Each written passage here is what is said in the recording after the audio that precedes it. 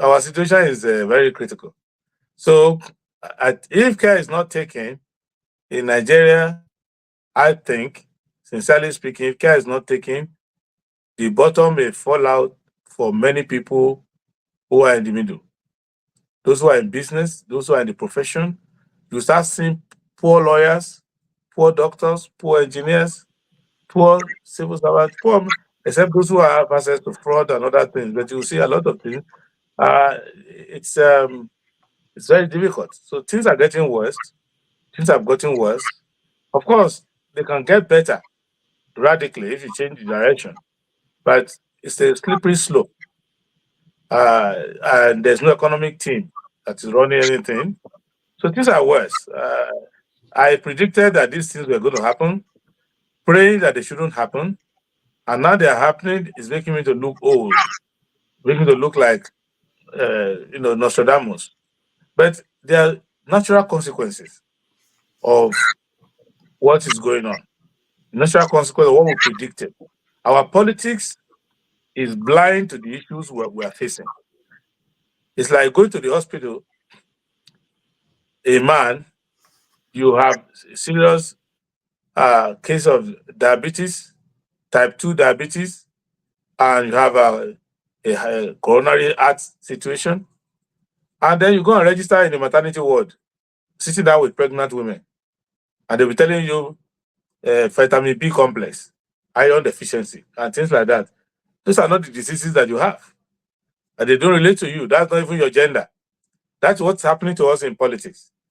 From Monday, from tomorrow now, the people of those states, they will start to remember their bad roads, their hunger, their unemployment, the inflation, the poor housing, the flooding of the major cities in that state, the insecurity in the northern and central part of the state, all sorts of problems they will be remembering. But on that election day yesterday, they refused to remember those things. And so that is the problem. Whose fault is that? Because I hear from a lot of people who are among the elites blaming the people for not being aware, for not being behaving the way they want them to behave.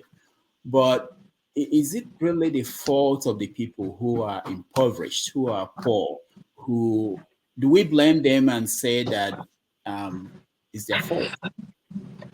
Well, first, a politician who wants a bright future doesn't blame the voters, because even if you have all the reasons to blame them, you don't blame them.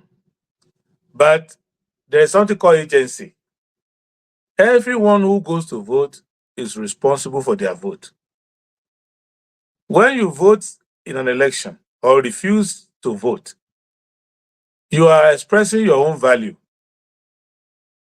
If you vote for money, you are saying that money, the chicken chain, 10,000, 5,000 is important to you more than a good country. So if you vote for ethnicity, you are saying that ethnicity, tribalism is more important to you than having your life saved in a good hospital, having your children go to a good school, having your life secured on the highways, and so on and so forth. If you vote for religion, you are saying that your reward is in heaven, and on this earth, you are ready to suffer till the end. So if you don't come out at all, you say you are too clever, you are too smart, why should I go and vote for anybody? What you are saying is that you don't care about society, and that you are so wise to the point where a fool can rule you.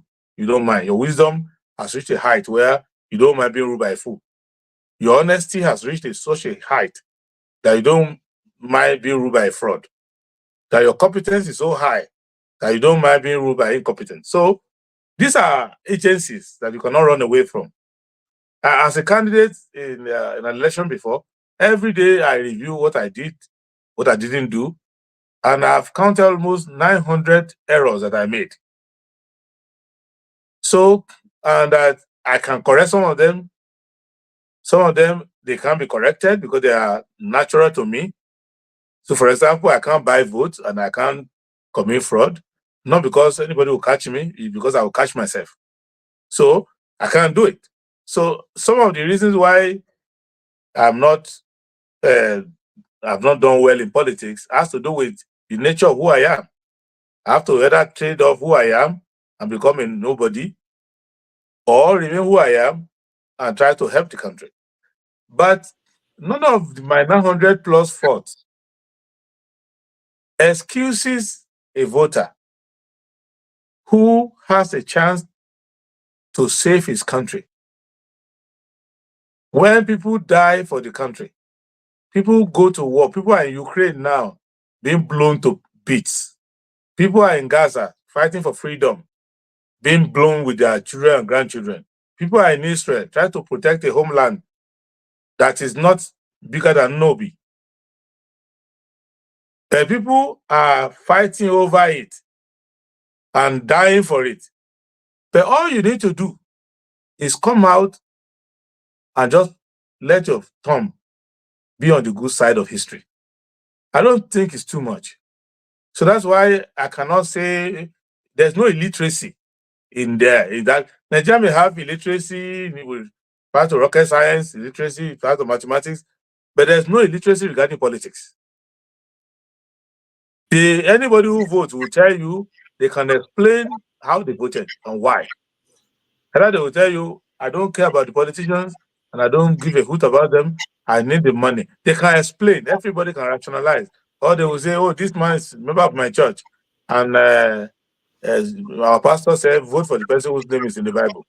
Or they will tell you that it's the turn of our village people and we cannot let these other people come out. Everybody who is voting has a reason for voting. That's why they go there. It rains on them.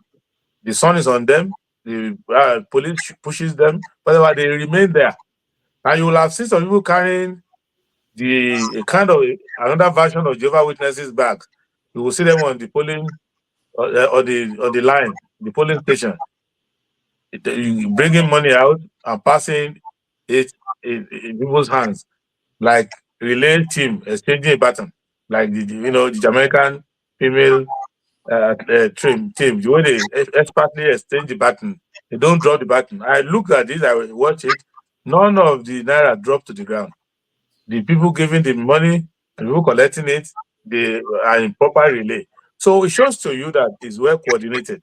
And those who didn't come out, who are the majority of the voters, they know that today's election day, they chose to do something else for one thing or the other. But many of them will not miss crusade if their church is calling crusade. They will not miss a wedding where they want to go and eat your love rice. They will not miss the wedding.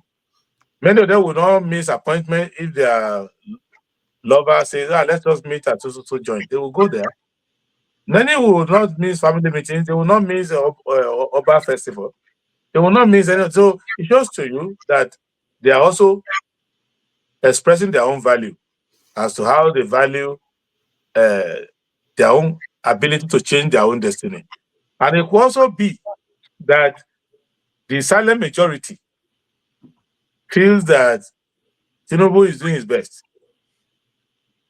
That's why another opening I'm looking at. Maybe the silent majority thinks APC is doing their best, Tinubu is doing his best, and that just a human being, and so they can suffer for another 4 years and probably let it punish them again for another 4 years, and they can somehow manage.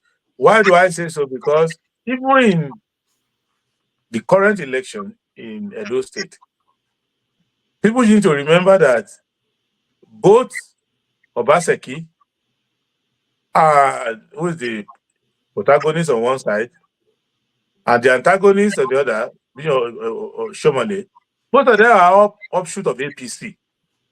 So it was APC that embedded itself into PDP that took over both PDP and APC. So when you combine their two votes together, it shows to you that the politics of status quo is still the dominant politics. And that is why if you look at my tweet today, I said in my tweet today, which your research people can find it, that APC is doing politics. The rest of us are doing political science. And that is the gap that we need to bridge. So you can go. So there's no reason why people will listen to Showore and his revolutionary deadline, because the people who went today to vote, they should have done the revolution through that to that vote there, to say, APC, even your appearance, the appearance of that witchy broom on the ballot is an insolence. So that witchcraft of a broom has to end. That even if you are in the market selling broom, people should interrogate you and say, this broom you are selling, is it related to these people? So, but people are calm with them. I'm happy that there was no violence, but people are casual. There is a moral equivalence that when you look at the political parties on the ballot, APC just looks like one of them. It's not like I'm looking for an offender. You know, the way people should search out vigilante, electoral vigilante should say, anywhere they appear, strike them down. So, in a democratic system, or in a system that claims to be